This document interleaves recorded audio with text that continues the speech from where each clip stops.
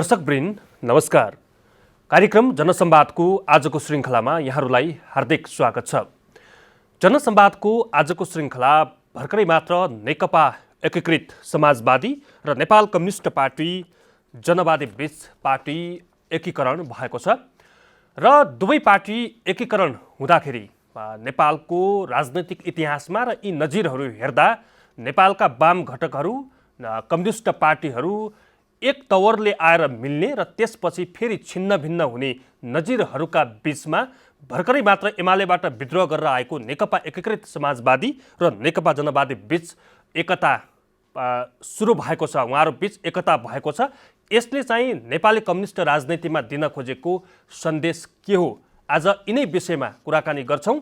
र विशेष गरी अर्को रोचक प्रसङ्ग त के छ भने 2062 सालमा रोल्पाको चुङबाङ बैठकमा माओवादीबाट अलगिनु भएका अझै पनि नेपाली जनताको हक र हितका निम्ति विद्रोह आवश्यक छ भनेर पुनः चाहिँ विद्रोहको आवाज उठाएर चाहिँ त्यो बैठकबाट बाहिरिनु भएका नेकपा जनवादीका महासचिव देवेन्द्र सिंह महता आजको दिनमा आएर नेकपा एकीकृतसँग चाहिँ उहाँले पार्टी एकता गर्नुभएको छ। र यो एकताको सन्देश के हो, यसले उहाँहरूको पार्टी र नेकपा एकीकृत समाजवादी बीचका जति पनि उहाँहरू बीच भएका सहमतिहरू र चाहिँ एकले अर्कालाई चाहिँ व्यवस्थापन गर्ने ढङ्गले चाहिँ उहाँहरू अगाडि बढ्न सक्नुहोला, यो एकता चाहिँ लामो समयसम्म टिक्न सक्ला लगायतका यावत प्रश्नहरूमा आज म उत्तर खोज्ने प्रयास गर्दैछु, जसका निम्ति मैले आज निम्त्याएको छु नेकपा जनवादीका महासचिव देवेन्द्र सिंह महता। यहाँलाई स्वागत छ। धन्यवाद। विशेष गरी त तपाईहरु बीच आज दुई पार्टी बीच एकीकरण भएको छ। रोचक कुरोबाटै प्रसङ्ग सुरु गरौँ आजको यो जनसंवादमा। तपाईँ त माओवादी धारको व्यक्ति, रोल्पामा 2062 सालको चुङबाङ बैठकपछि अझ पनि नेपालमा विद्रोह आवश्यक छ भनेर तपाईँ विद्रोहतर्फ लाग्नुभयो। माओवादी चाहिँ लोकतान्त्रिक गणतन्त्रको स्थापना गर्नुपर्छ भनेर यतापट्टि माओवादी लाग्यो। माओवादीमा समाहित हुन त सहज हुन्थ्यो होला, त्यो सहज थियो होला, तर एकीकृत समाजवादीतर्फ तपाईँ आकर्षित हुनुभयो, एकीकरण हुनुभयो। यो किन र केका लागि, यतैबाट चाहिँ सुरु भयो। मुख्य कुरा त एकचोटि हामीले 2062 नै फर्किनुपर्ने हुन्छ, चुङबाङ बैठकतिर नै फर्किनुपर्ने हुन्छ जस्तो लाग्छ मलाई। खास गरेर जुन उद्देश्यको लागि चाहिँ हतियार उठाइएको थियो त्यो उद्देश्य पुरा नभइकन किन हतियार बिसाइयो त, किन हतियार चाहिँ परित्याग गर्न खोज्यो त तत्कालीन नेतृत्वले भन्ने क्वेसन त्यतिखेर उठेको थियो पार्टीभित्र। यद्यपि केही नेतृत्वहरू चाहिँ अलि केन्द्रीय लेभलका नेतृत्वहरू थियो, उनीहरूको चाहिँ न्युज बुन्यो होला, तर हामी अलि लो प्रोफाइलमा थियौँ त्यतिखेर, हाम्रो न्युज बुनेन होला। तर पार्टीभित्र एउटा तरङ्ग चाहिँ आएको थियो, किनभने सशस्त्र सङ्घर्षका लागि तयारी अवस्थामा त्यसको निरन्तरताका लागि चाहिँ हतियार सहितै जाने सङ्गठित फोर्स एउटा शक्ति भनेको त्यो पहिलो शक्ति नै हामी थियौँ त्यतिखेर। हामीलाई के लाग्थ्यो भने जुन उद्देश्यको लागि चाहिँ हतियार उठाएको थियो त्यो उद्देश्य नै पुरा भएको छैन। यही संसदीय गणतन्त्र, यही संसदीय व्यवस्थातिर जानुको लागि त किन त्यत्रो चाहिँ जनताको छोरछोरीको बलिदान चाहिँ चढाउन बाध्य बनाए त भन्ने यावत प्रश्न उठिरहेका थिए त्यतिखेरको सन्दर्भमा। अनि शान्ति र संविधानको कार्यदिशा निकालेर के अरे त्यसलाई लागू गरेर चाहिँ लोकतान्त्रिक गणतन्त्रको दिशातर्फ तत्कालीन माओवादी आइसकेपछि हामीले जनयुद्ध निरन्तरता जसरी हिजो जनगणतन्त्रका कुरा थिए होइन, वैज्ञानिक समाजवादका कुरा थिए, साम्यवादका कुरा थिए, ती यावत व्यवस्थाहरूलाई चाहिँ प्राप्त गर्नका निमित्त इमान्दार प्रयत्न गर्नुपर्छ भन्ने ढङ्गले हामीले बुझ्यौँ र त्यसपछि हामीले देशव्यापी रूपमा चाहिँ सशस्त्र सङ्घर्ष कायम राख्यौँ। अब त्यसपछि कस्तो भन्नुहुन्छ भने परिस्थिति ठ्याक्कै अर्कै ढङ्गले चाहिँ आइदियो। जस्तो उदाहरणको लागि चाहिँ तत्कालीन नेकपा माओवादीको परिस्थिति चाहिँ कमसेकम पनि 80% 70 देखि 80%सम्म भूगोल कब्जा भइसकेको, सदरमुकाम बाहेक 80% कब्जा भइसकेको, विशाल जनमुक्ति सेना, आधार इलाकाहरू, जनसत्ताहरू, अनि फौजी रणनीति अनुसार पनि रणनीतिक प्रत्याक्रमणको दोस्रो तेस्रो चरणमा प्रवेश गर्ने अवस्था भइसकेको र अन्तर्राष्ट्रिय लेभलमा पनि एक ढङ्गको चाहिँ वातावरण बनिसकेको अवस्थाको पार्टीले युद्ध रोक्नु र सिङ्गो देश, सिङ्गो जनता, सिङ्गो चाहिँ एउटा माहौल चाहिँ शान्ति प्रक्रियातिरको चाहिँ एउटा अवस्थातिर गुजिराखेको अवस्थामा सानो फोर्सले त्यसलाई चाहिँ निरन्तरता दिउँ त भन्दै गर्दाखेरि चाहिँ उपलब्धि भन्दा पनि बढी क्षति हुने अवस्था आयो 69 सम्म आइपुग्दाखेरि चाहिँ 2062 देखि 69 सम्म सशस्त्र सङ्घर्ष जारी राख्दै गर्दाखेरि चाहिँ एउटा जनताहरू पुरै थकित मानसिकता भएको देखियौँ हामीले। अर्कोतिर चाहिँ अन्तर्राष्ट्रिय शक्ति सङ्घका हिसाबले पनि यो अहिलेको लागि चाहिँ फेरि अलि स्थगन गर्नुपर्ने अवस्था आयो कि त, नयाँ ढङ्गले सोध्नुपर्छ भन्ने दिशामा हामी पनि तपाईहरु त्यहाँबाट चाहिँ बाहिरिनु भयो, चुङबाङ बैठकबाट तपाईहरु बाहिरिनु भयो, त्यसपछिका तपाईहरुका क्रियाकलाप जुन तपाईले उद्देश्य बोकेर त्यहाँबाट बाहिरिनु भएको थियो त्यो त चाहिँ हेर्दै जाँदा त पुरा भएन। त्यही भएन मैले भनेर गएको छु त, त्यही भनेर गएको छु मैले। एकातिर चाहिँ जस्तो अनुकूल परिस्थिति तत्कालीन नेकपा माओवादीको लागि थियो त्यतिखेर हाम्रो लागि अनुकूल भइदिएन त्यो अन्तर्राष्ट्रिय परिस्थिति पनि, राष्ट्रिय परिस्थितिको हिसाबले पनि जनता थकित मोडमा देखिए क्या।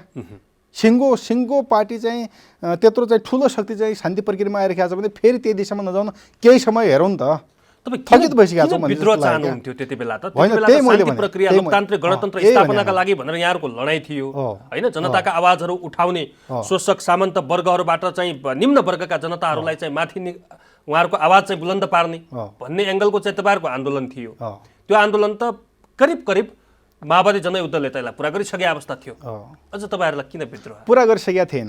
मैले भन्न खोजेको कुरा कहाँनिर हो भने सांसदीय गणतान्त्रिक व्यवस्था बिहारी शैलीको गणतन्त्रकै लागि हो भने त त्यो त त्यतिकै जनआन्दोलनको माध्यमबाट पनि हुन्थ्यो होला अथवा अर्कै कुनै ढङ्गलेबाट पनि हुन्थ्यो होला, त्यत्रो क्षति किन गर्नु पर्थ्यो त? सुरुमा चाहिँ पोइन्टै कुराकानी के हो भने हतियार किन उठायो त? जनवादी गणतन्त्र स्थापना गर्नुको लागि उठाएको थियो, वैज्ञानिक समाजवादी व्यवस्था स्थापनाका लागि उठाएको थियो, त्यसपछि साम्यवादमा जानुको लागि उठाएको थियो नि त। त्यसो भए बिचमा चाहिँ हाम्रो त्यतिखेरको र अहिलेको पनि बुझाइ के हो भने फेरि नेतृत्वको आत्मसुरक्षावादी चिन्तनले गर्दाखेरि चाहिँ यो आन्दोलनलाई मोडिएको हो। यो म ठोकेर अहिले पनि भन्छु, हिजो पनि भनेको थिएँ, भोलि पनि म यही भन्छु। किनभने न त कुनै कारणै छैन कि त्यत्रो चाहिँ भूभाग कब्जा गरेको, त्यत्रो विशाल जनमुक्ति सेना, त्यत्रो चाहिँ जनसत्ता हुँदाहुँदै पनि सल्लक्कै चाहिँ सिधै चाहिँ लोकतान्त्रिक गणतन्त्रतिर आइहाल्नुपर्ने, यो पुँजीवादी व्यवस्थातिर दलाल पुँजीवादको चङ्गुलमा फसिहाल्नुपर्ने अवस्था थिएन, नम्बर 1 कुरो। नम्बर 2 कुरो चाहिँ खास उद्देश्य भने के हो भने सपना त एउटा जनयुद्धमा सामेल हुँदै गर्दाखेरि चाहिँ एउटा सपना देखाएको थियौँ नि त हामीले पनि, एउटा सपना देखाएको थियो, एउटा सपना हामीले पनि देखाएको थियौँ। एउटा सपना के देखाएको थियौँ? 2 छाक भात खाने एउटा जनताले, एउटा गरिबको छोराले 2 छाक भात खाने, एक आङ ढाक्ने, नचुइने छानोभित्र बस्ने, आफ्ना छोराछोरीलाई चाहिँ उपचार गर्ने, निःशुल्क पढाउने, अन्याय परेको ठाउँमा चाहिँ न्याय दिने ठाउँ हुने, यावत कुरा थियो नि त। स्वदेशमै उपचारको व्यवस्था हुनुपर्ने, ती सपना देखेर जनयुद्धमा लागेका मान्छे अनि अहिले त्यो अवस्थामा जसरी चाहिँ लोकतान्त्रिक गणतन्त्रको व्यवस्थाभित्र उहाँहरू आउनुभयो त यो पाइयो त, केही पनि पाइयो त? केही पनि पाइएन नि त। मात्रै राजनीतिक अधिकारको रूपमा केही त छ फेरि परिवर्तन, केही नभएको भन्ने होइन, तत्कालीन जनयुद्धले केही नगरे भन्ने होइन। गणतन्त्र आयो, समावेशी आयो, समानुपातिक आयो। तपाईहरुले त तपाईहरुको भाषाबाट फेरि गणतन्त्रलाई त उन्नत खालको गणतन्त्र भन्नु भएको छ। त्यही भन्नु खोजेको त उन्नत खालको अहिले भएको गणतन्त्र उन्नत खालको गणतन्त्र होइन। अहिले मैले बुझ्नु खोजेको कुरा के, मैले भन्नु खोजेको के हो भने हामीले भन्नु खोजेको, हामीले पार्टीले भन्नु खोजेको कुरा के हो भने उन्नत खालको गणतन्त्र यो हुँदै होइन। उन्नत खालको गणतन्त्र कसरी भयो त? अहिले पनि मान्छे तपाईँले के देख्नु भएको छ भने तपाईहरुले यसै गणतन्त्रमा किन षड्यन्त्र गर्नुभयो? तपाईहरु किन यसको मुनि फेरि आउनुभयो? मुनि आएको होइन, यो गणतन्त्र नै सबैभन्दा उत्तम व्यवस्था यही हो भनेर आएको होइन नि त। उत्तम व्यवस्था यही हो भने भइदियो भए त पहिल्यै आइसक्यो, नम्बर 1। दोस्रो कुरा चाहिँ तपाईँले अघि पनि भन्नुभयो माओवादीतिर अलिकति सजिलो हुन्थ्यो होला भनेर। माओवादीको अग्रगामी अब यहाँभन्दा अग्रगामी एजेन्डा देखिएन क्या। जस्तो एकीकृत समाजवादीले किन चाहिँ एकीकृत समाजवादीसितै नै हामी किन आयौँ त भन्दाखेरि चाहिँ उहाँहरूले समाजवादमा जाने भन्नुभएको छ। यो गणतन्त्रले अब पुगेन, हामीलाई त्यहाँभित्र काम गर्न दिएन, अब चाहिँ नयाँ ढङ्गले अगाडि बढ्नुपर्छ र अबको बाटो भने समाजवाद हुनुपर्छ। हामीले के भनेको थियौँ, जुन अघि मैले शिक्षा, स्वास्थ्य, घाँसपासको बाद शिक्षा, रोजगारको कुराकानी जो भनिरहेको छु मैले, त्यो गणतन्त्रले दिएन क्या त्यो कुराहरू हो। अहिले पनि हामी देखिरहेका छौँ त गरिबका छोराछोरीहरू चाहिँ बोर्डिङ स्कुलको गेटबाट लखेटिरहेका छन् होइन, चाहेको जस्तो शिक्षा पढ्न पाएको छ। र मेरो भाइ छोराछोरीहरू, तपाईँको भाइ छोराछोरीहरूले एमबिबिएस पढ्न पाउने, फार्मेसी पढ्न पाउने, पाइलट पढ्न पाउने अवस्था छ र देशमा? छैन नि त।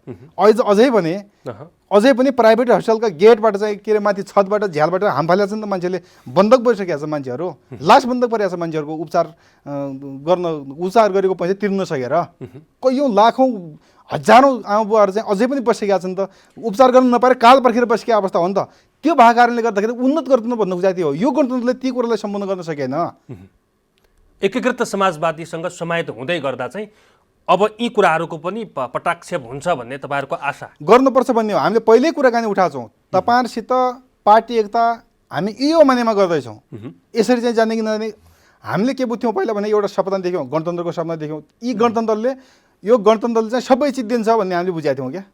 जो अहिले समस्या आधारभूत समस्या भन्छौँ हामी, आधारभूत जनताका आधारभूत समस्या भन्छौँ, ती समस्या यो गणतन्त्रले समाधान गर्छ भन्ने हामीलाई पहिला लाग्थ्यो, देशको रक्षा गर्छ भन्ने लाग्थ्यो। तर यी समस्या समाधान नभइसकेपछि अब यी समस्या समाधान कहाँबाट हुन्छ त भन्दाखेरि समाजवादी व्यवस्थामा हुन्छ भन्ने त्यो एक हामीलाई पनि छ। त त्यो कुरा हामीले एकीकृत समाजवादी पार्टीका नेताहरूलाई पनि हामी त्यो भनेर गएका छौँ। जनताको आधारभूत समस्या समाधान हुने खालको समाजवादी व्यवस्था हो भने फेरि त्यसमा त आफ्नै आफ्नै समाजवादी व्यवस्था छ। काङ्ग्रेसले पनि त्यो समाजवादी व्यवस्था भनेर गएको छ, अनि चीनमा पनि त्यो आफ्नै समाजवादी भन्छ, फेरि पनि त्यो पुँजीवाद हाबी छ। माओवादीका अध्यक्ष प्रचण्डले त अहिले समाजवादी व्यवस्था चाहिँ अझ धेरै समय लाग्छ, अहिले सम्भव छैन भन्नुभएको थियो अस्ति एउटा कार्यक्रममा। होइन, यो व्यवस्था कुन भन्ने सन्दर्भमा त के हुँदो रहेछ भने आफ्नो तर्क प्रस्तुत जे गर्दा पनि हुँदो रहेछ क्या। जस्तो अहिले विप्लवजीले जन्म सङ्ग्रहबाट चाहिँ वैज्ञानिक समाजवादी आउँछ भनेर भन्नुभएको छ, त्यो सम्भावना छ त? वैद्यजीले के भन्नुभएको छ, यहाँ पुरै चाहिँ जनविद्रोह हुन्छ, अब त्यसपछि समाज व्यवस्था आउँछ भन्नुभएको छ, त्यो पनि सम्भावना छैन। जे भन्ने पनि हुन्छ क्या। तर खास कुरा मुख्यतया चाहिँ लिडरसिपले सोच्ने कुराकानी के हो भने जनताको आधारभूत जनतासित जोडिएका जीवनसित जोडिएका मूल समस्याहरू चाहिँ के अरे समाधान भएको छ कि छैन त्यो, र देशको राष्ट्रियता, सार्वभौमता, स्वाधीनताको रक्षा गर्न सक्यो कि सकेन। यी दुईटा पार्ट जुन व्यवस्थाले गर्छ त्यो व्यवस्था नै जनताको वास्तविक व्यवस्था हो भन्ने लाग्छ क्या हामीलाई। तपाईँहरू चाहिँ माओवादी केन्द्रसँग समीक्षात्मक बहस गरेर एकीकृत नेकपा समाजवादीसँग पनि बहस गरेर दुवै पार्टीहरूसँग छलफल गरेर जहाँ राम्रो लाग्छ त्यहाँ चाहिँ जाने, त्यो पार्टीसँग एकीकरण गर्ने भन्ने ढङ्गले आउनुभयो कि माओवादीसँग सल्लाह नगरिकनै सिधै एकीकृत समाजवादीसँग एकीकरण गर्नु? हामीले संसदमा रहेका र संसद बाहिर रहेका सबैवटा कम्युनिस्ट पार्टीसित चाहिँ छलफल बहस पर्याप्त मात्रामा चलाएको छौँ। 2069 सालदेखि हामी वार्तामा छौँ, दर्जनौँ पटक सरकारसित वार्ताहरू भएको छ। त्यो वार्ता र संवाद सरकारतिरको एउटा च्याप्टर, अर्को च्याप्टर चाहिँ पार्टीहरूसितको एजेन्डाको विषयमा चाहिँ पार्टीहरूसितको छलफल समान्तर ढङ्गले हामीले चल्दै आएको। हामीले नेकपा एमालेसित पनि छलफल गरेका छौँ, हामीले जनमतसित पनि गरेका छौँ, हामीले मजदुर किसान पार्टीसित, आम रूपमा सबै विप्लवजी वैद्यजीदेखि लिएर सबैसित चाहिँ हामीले यी जनताका एजेन्डाका विषयमा र अबको बाटोको विषयमा, एजेन्डा उठाउनु ठुलो कुरो होइन, कुन बाटोबाट चाहिँ जाँदाखेरि चाहिँ त्यो एजेन्डामा पुगिन्छ, त्यो उद्देश्यमा पुगिन्छ, त्यो गन्तव्यमा पुगिन्छ भन्ने कोणबाट हामीले छलफल चलाउँछौँ। त्यो यसो हुँदै गर्दाखेरि चाहिँ अरू पार्टीहरूले लिएको कार्यदिशाले अहिलेको गन्तव्यमा पुग्न सकिँदैन भन्ने हामीलाई विश्वास लाग्यो, त्यहाँबाट पुगिन्न भन्ने लाग्यो। जस्तो उदाहरणको लागि नेकपा माओवादीले अथवा चाहिँ एकीकृत माओवादीले, माओवादी केन्द्रले, अहिलेको माओवादी केन्द्रले जुन एजेन्डाको सन्दर्भमा ठिक छ, एजेन्डा जुन सपना हिजो देखाउनु भएको थियो त्यही सपना अहिले पनि देखाइरहनु भएको छ, तर त्यो सपना कसरी पुरा गर्ने त भन्ने सन्दर्भमा बाटो अस्पष्ट छ। आजको दिनमा त नेकपा एकीकृत समाजवादी र नेकपा माओवादी केन्द्र भलै पार्टी फरक हुन्, हल त एउटै बाँध्रे हिँडेका छन् नि यो व्यवस्थामा त भने तपाईँहरू पनि त अब त्यहीँ आएर मिसिनु भयो आजको दिनमा आएर? होइन, त्यसको लागि चाहिँ मैले के भन्छु भने उद्देश्य एउटा छ भने नि त, सपना एउटा छ, एकीकृत समाजवादीको पनि सपना छ, नेकपा माओवादी केन्द्रको पनि त्यही सपना छ, हाम्रो पनि त्यही सपना छ। तर बाटोको सन्दर्भमा चाहिँ बाटो एउटै भइदियो अब त पार्टी नै एकता भइसक्यो नि। जब बाटो एक ढङ्गले एक बाटो हुन्छ त्यसपछि पार्टी एकता पनि हुन्छ, त्यो हुने दिशको हुने तरिका पनि होला अथवा हुने प्रक्रिया पनि होला, त्यो हुन सक्छ किनभने बाटो मिल्यो भने हुन्छ, उद्देश्य लगभग मिलेको छ, गन्तव्य के हो त्यो थाहा छ होइन। त्यसो भए हुनाले यदि जनताको जीवनसितै जोडिएर चाहिँ जाने, जसरी एकीकृत समाजवादीले भन्नुभएको छ त्यसरी नै नेकपा माओवादीले पनि जाने र यो बाटोबाट जाने भनेर बाटो पनि मिल्यो भने त पार्टी एकता भइहाल्यो नि, त्यो कुन ठुलो कुरो कानी भयो र? शक्ति सन्तुलनका कुराहरू पनि होला। मैले अघि नजिरका कुरा गरेका थिएँ, नेपालका वाम घटकहरू कम्युनिस्टहरू एक फेजमा आएर मिल्छन्, फेरि के कुरा मिल्दैन न्यु झिक्छन्, फेरि फुटेर जान्छन् होइन। तपाईँहरू बिचको शक्ति सन्तुलनको स्थिति नेकपा एकीकृत समाजवादी र नेकपा जनवादी बिच चाहिँ के खाका चाहिँ तय भएको छ? अब यसो सन्दर्भमा यस्तो हेर्नुहोस्, हामी कसरी बुझ्छौँ भने शक्ति सन्तुलनका हिसाबले राष्ट्रिय रूपमा चाहिँ एउटा वर्ग र अर्को वर्ग बिचको शक्ति सन्तुलनको हिसाबले हेर्ने हो भने कम्युनिस्ट आन्दोलन कुनै बेला रक्षात्मक अवस्थामा हुन्छ, कुनै बेला चाहिँ आक्रामक अवस्थामा होला, कुनै बेला चाहिँ सन्तुलनको अवस्थामा होला। एउटा कम्युनिस्ट पार्टीभित्रकै एक दुईजना व्यक्तिको शक्ति सन्तुलन भन्ने कुरा चाहिँ म मान्दिनँ फेरि, किनभने त्यहाँभित्र नीतिका कुरा हुन्छ, विचारका कुरा हुन्छ, सिद्धान्तका कुरा हुन्छ होइन। त्यो नीति विधि तिथि थिति त्यही अनुसार चल्ने हो पार्टी। त्यसो भए चाहिँ तपाईँको पार्टीमा जस्तो सन्दर्भमा शक्ति सन्तुलनको विषयमा चाहिँ तपाईँको कुनै पनि लेना देना छैन, तपाईँको विचार मिल्यो, तपाईँहरू पार्टीमा आउनुभयो, एकीकरण गर्नुभयो, विचार मिल्यो, उद्देश्य मिल्यो, कुन बाटोबाट जाने त्यो बाटो पनि स्पष्ट बाटो नभए पनि चाहिँ छलफल गर्ने र उपयुक्त बाटोबाट जाने भन्ने कुरा पनि मिल्यो। त्यसो भए हुनाले अब त्यसपछिका कुराकानी हुन्छन् जिम्मेवारीका कुरा, क्षमताका कुरा, आवश्यकताका कुरा, पार्टीलाई कुन चिज कुन नेतालाई चाहिँ कहाँ एडजस्ट गर्दाखेरि चाहिँ पार्टीलाई सजिलो हुन्छ, कसको क्षमता कुन अनुसारको छ त्यो अनुसारको एडजस्ट गर्दा त्यो जिम्मेवारी लिने कुरा हो, जिम्मेवारी काममा लगाउने कुरा हो, काम गर्ने कुरा हो। त्यो धेरै महत्त्वपूर्ण कुरा हो जस्तो लाग्दैन मलाई। त्यो सामान्य टेक्निकल विषय हो। त्यो तपाईँहरूसँग त्यो खालको कुनै पनि सहमति भएको त्यस खालको केही पनि भएको छैन हामीसित। तपाईँलाई चाहिँ यहाँ जस्तो पहिला नेकपा हुने बेला चाहिँ एउटाले अध्यक्ष आधा वर्ष खाने, ढाई वर्ष खाने, त्यो भागबण्डाको पार्टी अध्यक्ष हुने, एउटा चाहिँ प्रधानमन्त्री हुने, त्यो टाइपको थियो नि। त्यो छैन। त्यो हामीले बहस गर्न चाहेनौँ। यदि त्यो बहस मैले गरेँ भने, त्यो बहस हामीले गऱ्यौँ भने त्यसपछि हामी र अरूमा त कुनै फरकै रहेन नि। त्यो बहस मुख्य हो जस्तो लागेन क्या मलाई। त्यो बहस चाहिँ मुख्य कहाँ हो भन्नुहुन्छ भने व्यवस्था जनताको जीवनसित जोडिएको र राष्ट्रको जीवनसित जोडिएको हुनु पर्यो। त्यति हो। त्यहाँसम्म पुग्ने कि नपुग्ने एक, पुग्ने हो भने कसरी पुग्ने दुई। नेकपा समाजवादी चाहिँ देशका कुन कुन जिल्लाहरूमा छ? तपाईँहरूको साङ्गठनिक संरचना कस्तो थियो खास? होइन, साङ्गठनिक संरचना हाम्रो 46 जिल्लासम्म चाहिँ जिल्ला सङ्गठन हो। प्रदेश सङ्गठन, जनवर्गीय सङ्गठनहरू आवश्यकता अनुसार चाहिँ छ। तर जिल्लाको हिसाबले चाहिँ 46 जिल्ला सङ्गठनमा हामीले विवरणहरू बुझाएको छौँ। अहिले नेपालका राजनैतिक दलहरू हेर्दाखेरि च्याउ उम्रेका जस्ता दलहरू छन् होइन, कतिले चाहिँ झोलामा पार्टी कार्यालय हालेर सञ्चालन गरेका छन्, ठेकापट्टामा चाखे थाप्ने भन्छ नि, त्यो टाइपका पनि राजनीतिक दलहरू छन् क्या नेपालमा। त्यसभित्रको तपाईँहरू पनि हो कि होइन? त्यो त इतिहासतिर पनि फर्किनुपर्छ जस्तो लाग्छ मलाई। कसको पृष्ठभूमि, कहाँबाट के गर्दै आएर त्यसका गतिविधिहरू के छन् र किन गर्यो त्यसले भन्ने सन्दर्भको कुराहरू पनि त्यसमा जोडिनुपर्छ जस्तो लाग्छ। तपाईँले भने जस्तै हो। फेरि अहिले हेर्दै जाँदाखेरि चाहिँ ठेकदारले पनि पार्टी खोलेको छ, अर्को चाहिँ तस्करले पनि पार्टी खोलेको छ, अर्का यो वनको ठेकदारले पनि पार्टी खोलेको छ, भर्खरै जेलबाट रेशम चौधरीले पनि अर्को पार्टी दर्ता गर्दै। तर पार्टी खोल्ने अधिकार चाहिँ सबैलाई छ, खोल्न पाइन्छ, गतिविधि शान्तिपूर्ण ढङ्गले पनि गर्न पाइन्छ। त्यस्तै पऱ्यो भने अब त्यो वातावरण नै दिएन भने त्यसपछि सशस्त्र सङ्घर्ष पनि गर्न पाइन्छ। त्यसमा त्यो मान्यतामा चाहिँ विश्वास राख्ने मान्छे हो, त्यो पनि गर्न पाइन्छ। तर के का लागि गर्यो भन्ने कुरा मुख्य कुरा हुन्छ भन्ने हो। र त्यो गरिसकेपछि चाहिँ त्यो आफ्नो परिवर्तन के भयो कि भएन त, त्यो चाहिँ अझ महत्त्वपूर्ण लाग्छ भन्ने कुराकानी हो। अलिकति देवेन्द्रजी, तपाईँ यति बेला चाहिँ जनवादीको महासचिव हुनुहुन्छ होइन, नेकपा एकीकृत समाजवादीमा आज समाहित हुँदै गर्दा तपाईँको पद, जिम्मेवारी लगायतका अन्य कार्यदिशाहरू भोलिका दिनहरूले चाहिँ त्यो स्थापित गर्दै जाला होइन।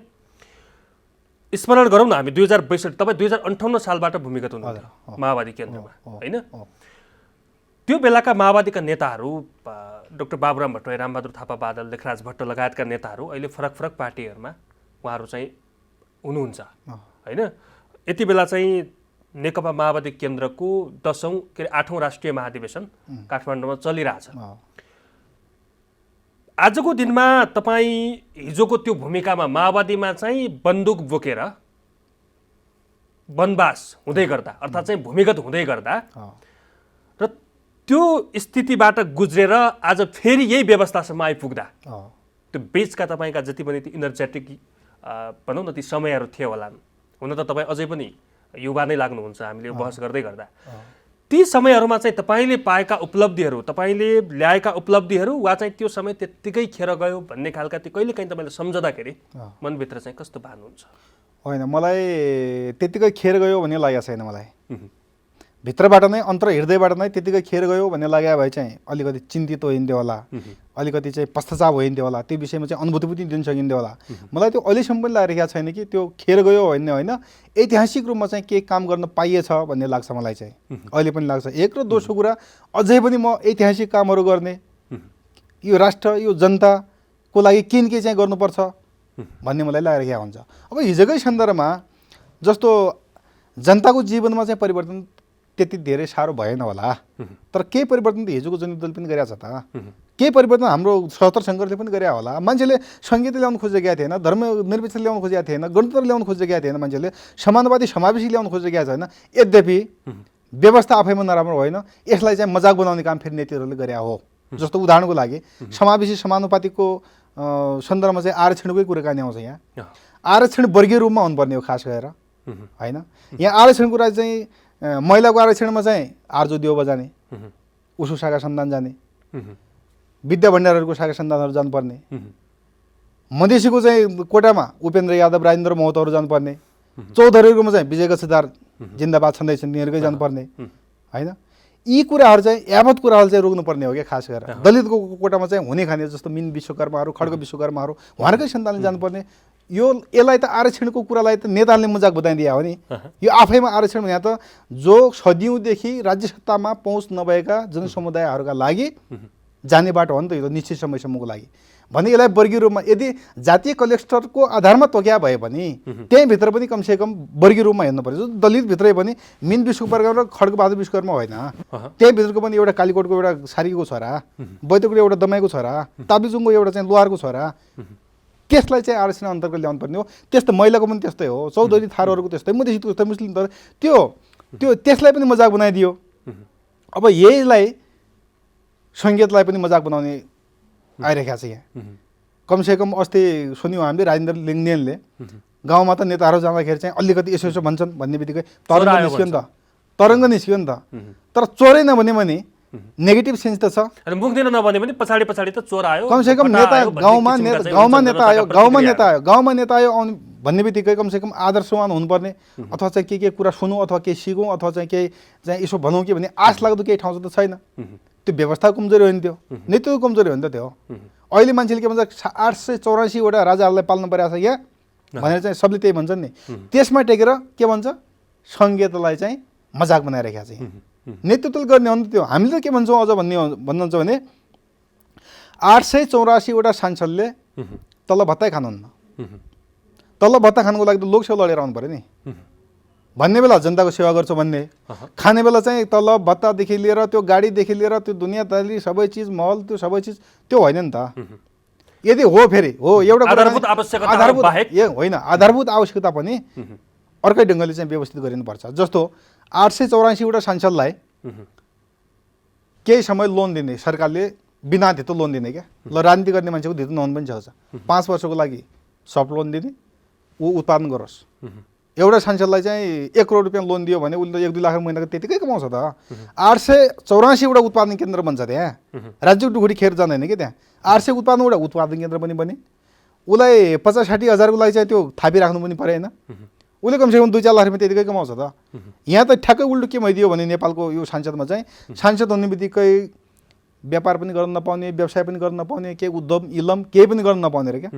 यस्तो उल्टो तरिकाबाट आउने बित्तिकै त यो सङ्घीयतालाई मजाक नबनाइकन के बनाउँछ त। यदि 884वटा सांसद र मन्त्रीहरू चाहिँ आत्मनिर्भर हुन्थ्यो भने जनताले कमसेकम पनि 884वटा राजा त भन्दैन थियो होला नि त। हाम्रो ट्याक्सबाट तिमीहरूलाई पालिया छौँ हामीले, त्यो त भन्दैन नि त कमसेकम।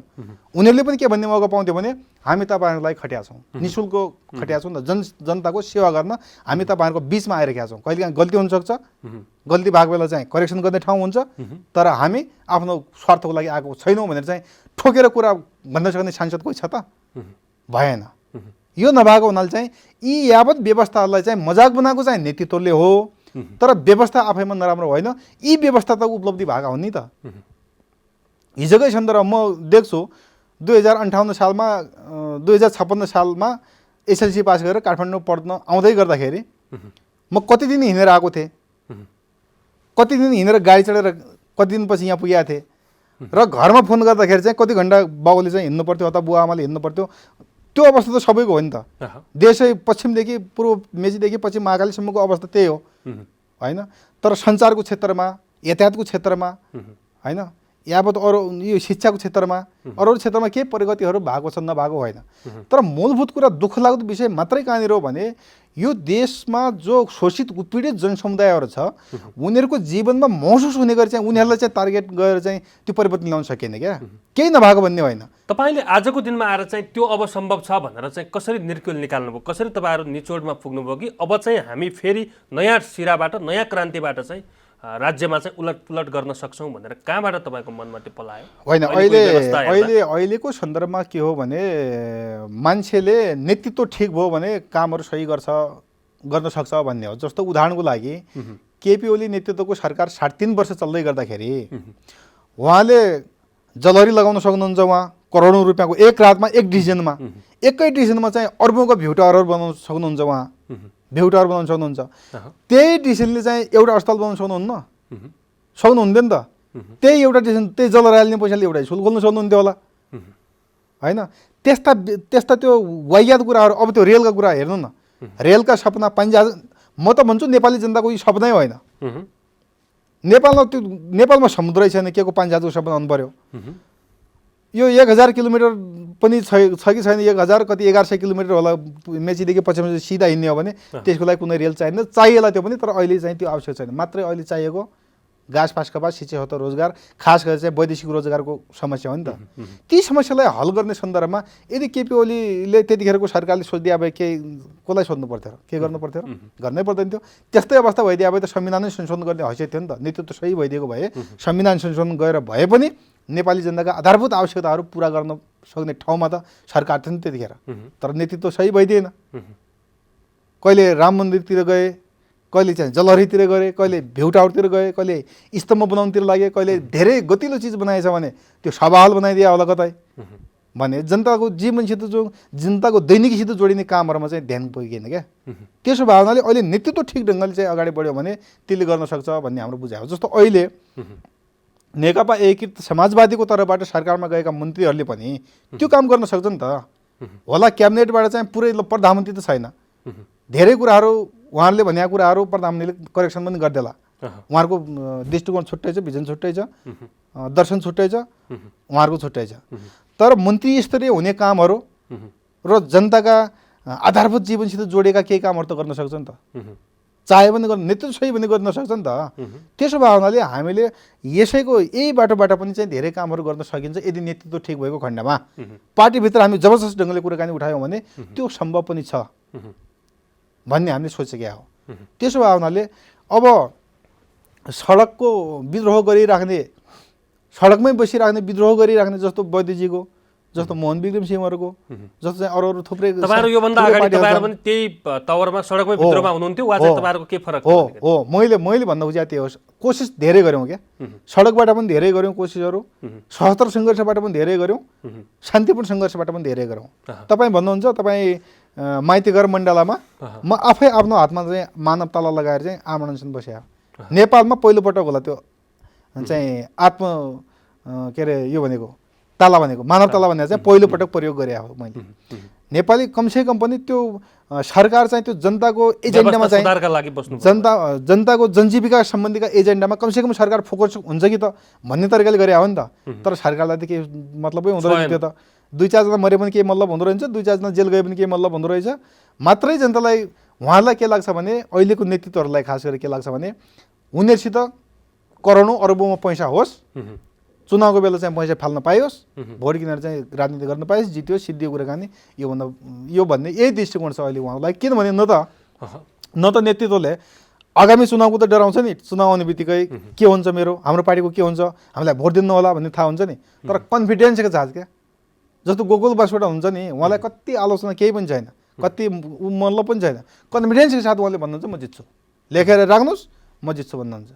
त्यस्तै उहाँभित्रका सबै जो त्यही प्रवृत्तिका मान्छेहरू, त्यो ओम्नी घोटालाका मान्छेहरूदेखि लिएर होइन, यति घोटालादेखि मान्छेहरूदेखि लिएर सबै उसले कन्फिडेन्स के छ भने म जित्छु। किनभने उहाँलाई के थाहा छ भने पैसा खसाल्ने बित्तिकै जितिन्छ भन्ने छ। त्यसको भागीदार फेरि जनता पनि हो। जनता सचेत हुनु जरुरी छ। जबसम्म नेताको पैसामा चाहिँ हामीले भोट दिएर चाहिँ धनी मान्छेलाई जिताउनु थाल्यौँ भने त राम्रो मान्छेको त कामै छैन नि यहाँ। त्यसलाई करेक्सन गर्नको लागि चाहिँ ठुलो चिज चाहिन्छ, ठुलो एउटा अर्कै तयारी चाहिन्छ त्यसको लागि। तपाईँ पनि यसै व्यवस्थासँग जोड्नका निम्ति आज चाहिँ मैदानमा आउनु भएको छ। तपाईँले पनि ती व्यक्तिहरूसँगै जुझ्न पर्ने हुन्छ। एकैपटक एकै रातमा चाहिँ कायापलट हुन्छ भन्ने त त्यस्तो हेक्का त छैन। एकै रातमा हुन्न, 1-2 वर्षमा पनि हुन्न, तर केही चाहिँ हुन्छ, फेरि केही हुन्छ। जनतालाई महसुस हुने खालका कार्यक्रमहरू केही एकीकृत समाजवादी पार्टीले दिनुपर्छ भन्ने हो। अहिले हेर्दाखेरि त सानो पार्टी चाहिँ भर्खर बनिएको छ, 20-22 सांसद छन्, त्यसैमा पनि अदालतले चाहिँ अब कस्तो निर्णय गर्ने हो त्यो त्यस्तै निर्णय गर्यो भने त्यही पनि नरहन सक्छ होइन। तर जनताको मन छुने कामहरू, जनताको जीवनसित जोडेका कामहरू र राष्ट्र बचाउने कामहरू उहाँले गर्नुभयो भने त जनताले त्यो त सम्झिन्छ नि त, त्यो ठुलो कुरै होइन। मात्रै अहिलेसम्म राजनीतिप्रति नै फ्रस्ट्रेसन राख्ने, त्यसमा पनि अझ कम्युनिस्ट राजनीतिप्रति झन् फ्रस्ट्रेसन हुनको कारण के हो भने जनताको त केही काम गर्नै मान्दैन नि त। माओवादीमा तपाईँ भूमिगत हुनुभयो, तपाईँले भन्नुभयो 58 सालदेखि चाहिँ भूमिगत हुनुभयो। तपाईँहरूको त्यति बेलाको चाहिँ स्कुलिङ चाहिँ के थियो जुन आजका दिनमा प्रचण्डसँग तपाईँ देखिरहनु भएको छैन? केही पनि छैन। त्यो स्कुलिङ अनुसार भन्ने हो भने केही पनि छैन। हामीले एउटै समीक्षा गर्ने काम मात्रै हो भने 62 चुनावको बैठक आउँदै गर्दाखेरि सङ्कटकाल लागिसकेको थियो। पार्टीभित्र पनि थुप्रै क्षतिहरू भइरहेका थियो। ठुल्ठुलो कमान्डरहरू चाहिँ मर्ने अवस्था थियो। ब्यारेकहरू चाहिँ त्यतिखेरको अवस्थामा चाहिँ जिल्ला सदरमुकाममै नै कब्जा गरिहाल्ने अवस्था पनि थिएन। अलिकति आम्ने सामने भइरहेका थियो। त्यतिखेरको सन्दर्भमा लडिराख्या भए फेरि जित्ने सम्भावना पनि उत्तिकै हो। अनि त्यही अवस्था अहिलेसम्म भारतको माओवादी जस्तै चाहिँ यहीँ पनि भइराख्नु पनि सक्थ्यो फेरि। जस्तो भारतमा वर्षौँ भइसक्यो, 30औँ 40औँ 50औँ वर्ष भइसक्यो, त्यस्तै पनि भइराख्न सक्थ्यो। जित्ने सम्भावना पनि हुन सक्थ्यो। तर त्यसको एउटा बिचबाट चाहिँ एउटा सामान्य मोडल निकालेर बचाउँ भन्ने पनि होला, अथवा चाहिँ नेतृत्वै बाँच्न सकेन भने के हुन्छ त आफ्नो ज्यान बचाउँ भन्ने पनि होला। जेसुकै भए पनि त्यतिखेरको कार्यदिशाले यी अहिलेका यी सामान्य कुराहरू सामान्य फेरबदल भएका छन्, त्यसलाई हामीले नकार्न सक्दैनौँ। त्यसलाई प्लस पोइन्ट नै हो, त्यसलाई मान्छौँ हामीले। तर जसरी हिजोको दिनमा प्रशिक्षण गर्ने सन्दर्भमा त मान्छेका सर्टिफिकेटहरू चाहिँ आफ्नै सर्टिफिकेट चाहिँ च्यातेका मान्छेहरू त्यहीँभित्र छन्, बुझ्वा शिक्षा भनेर होइन। आफ्ना सम्पत्तिहरू चाहिँ पार्टीको नाममा गर्ने त्यहीँभित्र हुनुहुन्छ साथीहरू। किनभने यो वर्गविहीन समाज निर्माण गर्ने, पुँजीवादको अन्त गर्ने भन्ने हो नि त। यहीँभित्र तपाईँको त्यतिखेरको जनमुक्ति सेनालाई तपाईँले भन्नुहुन्छ, हेर्दै चाहिँ अहिले कस्तो लाग्छ कि त्यो हेर्दाखेरि महिनाको 500 रुपियाँ त जनमुक्ति सेनालाई दिन्थ्यो खर्च, पकेट खर्च कि महिनाको 500 त्यतिखेर। त्यसैमा पनि साथीहरूले के गर्नुहुन्थ्यो भने 150-150 रुपियाँ खर्च गरेर 300 देखि 350 फेरि पार्टीलाई वापस गरिदियो क्या। हेर्नुहोस्। अनि यो बैंक कब्जाहरू अनेस्ट थियो है, कार्यकर्ताहरू थियो नि। एउटा त्यो कलगेट मन्जनहरूमा चाहिँ 150 खर्च लाग्थ्यो। कहिले काहीँ यसो गऱ्यो भने, कहिले त्यस्तै विकट ठाउँ पऱ्यो भने बिस्कुटहरू चाउचाउहरू खाइन्थ्यो। तपाईँ चाहिँ कुन भूमिकामा हुनुहुन्थ्यो 62 सम्म आउँदाखेरि? होइन, म राजनीतिक भूमिकामै थिएँ। तर हाम्रो थुप्रै साथीहरू हुनुहुन्थ्यो त जनमुक्ति सेनामा चाहिँ, उहाँलाई चाहिँ दिन्थ्यो र त्यसरी गरिन्थ्यो क्या। अनि त्यही अब कुनै बैङ्कहरू पनि कब्जा भएको थियो। त्यहाँभित्र जस्ताको तस्तै मान्छेहरूलाई पुँजी भन्ने बित्तिकै त सिधै पुँजी भन्ने बित्तिकै यो कुहिएको अन्डा जस्तै लाग्ने क्या त्यतिखेर। निम्न पुँजीवादी चिन्तन भन्ने हुन्थ्यो क्या त्यतिखेर होइन। वर्गविहीन समाजको कल्पना गरेको होइन। एउटा जनगणतन्त्र भन्ने त्यो एउटा समाजवादतिर जाने, सबैलाई पुरै न्याय हुने, सबैलाई चाहिँ भन्ने जुन हामीले त्यो देखाएको थियौँ, त्यो स्लिम देखाएको थियौँ, त्यसको त एक छेउ पनि अहिले भेटेको छैनौँ हामीले। तर पनि केही न केही फेरि उपलब्धि त भएको छ। कमसेकम भने यसलाई राम्रोसित सुधार्न सकियो भने त, थोरै सुधार्न सकियो भने त एउटा उसको कालीकोटको दलितको छोरी सांसद हुने अवस्था त भएको छ फेरि। रोल्पाको एउटा मगरको छोरी सभामुख त भएको त हो त फेरि। तर त्यो एउटा महिला बैठकबाट बाहिरिँदै गर्दा चाहिँ हामीले कतै बाटो बिरायौँ कि जस्तो पनि आजका दिनमा आएर चाहिँ तपाईँलाई अनुभूति भएको जस्तो लाग्यो मैले यो अन्तर्वार्ता गर्दै गर्दा। होइन, त्यो पनि लागेन। अझ कोसिसै नगर्ने पनि मान्छे होइन नि त त्यसपछि त। कोसिस आन्दोलन त एउटा झुन्ड पुरै चाहिँ एउटा व्यवस्थाका लागि आइरहँदाखेरि तपाईँहरू थोरै 2-4 जना चाहिँ बाहिरिँदाखेरि त त्यसले खासै अर्थ त राखेन नेपाली राजनीतिमा। नेपाली राजनीतिमा खासै अर्थ राखेन एउटा कुरो। दोस्रो कुरो चाहिँ अर्को एक ढङ्गले राखेन, अर्को ढङ्गले थुप्रै राख्यो भने फेरि जस्तो संविधान सभाको चुनाव भइरहेको थियो र संविधानमा चाहिँ कुन व्यवस्था लागू गर्ने, कुन व्यवस्था लागू नगर्ने भन्ने सन्दर्भमा चाहिँ सदनमा जसरी लडाइँ चलिरहेको थियो, बाहिर फिल्डबाट 77 सङ्घर्षबाट चाहिँ एउटा एक ढङ्गको त दनक दिन त हाम्रो पार्टी पनि थियो नि त्यतिखेर त। के चाहिँ थिएन भने 77 सङ्घर्षमा दिएको एउटा माओवादी थियो, त्यो आइसक्यो। यहाँ माओवादीका सेनाहरू क्यान्टोनमेन्टमा राखिसक्यो। अब चाहिँ सबै ठिक भइसक्यो, बाहिर केही पनि छैन, सबै ठिक छ भन्ने त थिएन नि त। फेरि पनि यदि केही गर्दाखेरि यी आधारभूत कुराहरूलाई, आधारभूत परिवर्तनलाई हामीले संस्थागत गर्न सकेनौँ भने एउटा अर्को जेलको सानो बाहिरिँदाखेरि तपाईँहरूले चित्त बुझाउनु भयो, हामी चाहिँ पहिल्यै सही लाइनमा गइसकेका रहेछौँ। त्यो त स्वतःहरूमा भयो नि त। हामी आइसकेपछि त्यसपछि अरू आउनुभयो, त्यसपछि आउनुभयो वैद्यजी आउनुभयो, त्यसपछि विप्लवजी आउनुभयो, त्यसपछि चाहिँ अरू थुप्रै आउँदै बाहिरिँदै जाँदै आउनुभयो। अहिले बादल समेत एमालेमा जानुभयो। हो त्यही त मैले भन्छु। व्यक्तिगत आकाङ्क्षाका कारणले गर्दाखेरि पनि चाहिँ यो आन्दोलनहरू, यो पार्टीहरू चाहिँ बिग्रेका कुराकानी मैले बुझेका छन्। जस्तो बादलजीकै सन्दर्भमा कुराकानी गरौँ न। हामीभन्दा पछि बाहिरिनु भयो, त्यसपछि पहिल्यै भित्री हाल्नुभयो त्यहीँ, अनि त्यसपछि फेरि अर्कै ठाउँमा गइहाल्नुभयो, फेरि अहिले कता हुनुहुन्छ, एक ठाउँमा हुनुहुन्छ नि त। किनभने आफूलाई मात्रै केन्द्रित गरेर राजनीति गर्ने भने त प्रचण्डलाई किन गाली गर्नु, केपीलाई किन गाली गर्नु, ठिकै त रहेछ त, जसले सक्ने त्यही त गर्ने रहेछ त होइन। आखिरमा जनताको एजेन्डाको लागि गएको भने त नेकपा एमाले जनताको एजेन्डालाई के उठान गरिरहेछ, के पुरा गरिरहेछ भन्ने सन्दर्भमा जानु पर्यो नि त। अन्तमा तपाईँ आज नेकपा एकीकृत समाजवादीसँग नेकपा जनवादीको एकीकरण भएको छ होइन, यो तपाईँहरूका लागि, नेपाली राजनीतिका लागि एउटा स्मरण योग्य दिन पनि रहला, किनभने आज चाहिँ तपाईँ सुरुबाट चाहिँ एउटा जिरो लेभलबाट सङ्घर्ष गर्दै गर्दा एउटा कुनै पार्टीमा र यो व्यवस्थाका विरुद्ध फेरि पनि अर्को तपाईँका मनमा हुटुटी छ, म अझ यो व्यवस्थालाई पनि उन्नत खालको गणतान्त्रिक मुलुकमा चाहिँ अगाडि बढाउन सक्छु भन्ने तपाईँहरूको हुटुटी छ। त्यसका लागि शुभकामना। पार्टीका अध्यक्ष माधव कुमार नेपाल लगायतका नेताहरूसँग तपाईँको भएको सहमति र अब कसरी अगाडि बढ्नुपर्छ भन्ने तपाईँको थोरै विजन छोटोमा। होइन, मैले भन्न खोजेको कुराकानी के हो भने अहिलेका जो अरू पार्टीहरू छन् उनीहरूको निरन्तरता हुनै हुँदैन, विगतको निरन्तरता हुनै हुँदैन। नयाँ छलाङ मार्नै पर्छ, नयाँ बाटो खोज्नै पर्छ। त्यो बाटो जनताको प्रत्यक्ष जीवनसित जोडिएको हुनुपर्छ, जनताको प्रत्यक्ष प्राणसित, जनताको श्वास प्रश्वाससित जोडिएको हुनुपर्छ। त्यो व्यवस्था पनि त्यो हुनुपर्छ र त्यो बाटो पनि त्यो हुनुपर्छ। हामीले त्यसरी छलफल गरिरहेका छौँ। यदि त्यसरी जाने हो भने जनताको साँच्चीकै वास्तविक पार्टी हुन्छ र यो मुलुक र जनताको लागि चाहिँ यो एउटा कोसे ढुङ्गा जस्तै हुन्छ। परम्परागत रूपले जसरी चाहिँ माओवादी केन्द्र, जसरी चाहिँ काङ्ग्रेस, जसरी एमाले गरिरहेका छ त्यसरी परम्परागत रूपमा चाहिँ जनता कहाँ जाने, भोटहरू ल्याउने, त्यसपछि सांसद मन्त्रीहरू हुने, त्यसपछि चाहिँ यसो आफ्नै तरिकाले चाहिँ गर्ने भने त्यो हुँदैन। त्यसपछि फेरि पनि विद्रोह हुन्छ। म त यहीँ भन्छु, जनताको जीवनसित जोडे जनता र मुलुक र राष्ट्रको रक्षा गर्ने कुरा चाहिँ व्यवहार त गरेन भने त्यहाँ त त्यो सधैँ एकता भइरहन्छ भन्ने हुन्न। एउटा बुढा र बुढीको त 60 वर्षको उमेरमा चाहिँ डिभोर्स हुन्छ भने कुरा मिलनजेलसम्म, राजनीति मिलनजेलसम्म, विचार जनताका एजेन्डा मिलनजेलसम्म एकता हुने हो। त्यो त्यसरी नै एमाले जस्तै ढङ्गले चाहिँ उहाँहरू हिँड्नुभयो भने त फेरि त्यो सम्भावना छैन। तर मलाई विश्वास के हो भने त्यसरी हिँड्नुहुन्न उहाँहरू, किनभने त्यहाँबाट पीडित भएर खारिएर आउनु भएको छ। उहाँले पनि केही गर्छु भन्ने हुटुटी भएको तर गर्न नपाएको झोक उहाँहरूमा पनि छ। उहाँहरू जनताको बिचमा जानुहुन्छ र जनताको पक्षमा के नयाँ काम गर्नुहुन्छ भन्ने हामीलाई पूर्ण विश्वास छ। फेरि हस्, यहाँलाई धेरै धेरै धन्यवाद समयका लागि। हस्, धन्यवाद। दर्शकवृन्द, कार्यक्रम जनसंवादको आजको श्रृङ्खलामा भर्खरै मात्र नेकपा एकीकृत समाजवादीसँग एकीकरण भएको नेकपा जनवादीका महासचिव देवेन्द्र सिंह महतासँग मैले कुराकानी गरेँ र विशेष गरी आजको दिनमा नेपाली कम्युनिस्ट राजनीतिमा यी दुई पार्टी एकीकरण हुँदै गर्दा आजको दिनलाई उहाँहरूले चाहिँ इतिहासमा स्मरणको दिन बनाउने र मुलुकमा भएको लोकतान्त्रिक गणतान्त्रिक व्यवस्थालाई थप उन्नत गणतान्त्रिक व्यवस्थामा लैजाने गरी प्रतिबद्धता जाहेर गर्नुभएको छ। आजका लागि जनसंवादको समय सकिएको छ। खेम्बम बिदा हुन्छु। नमस्कार।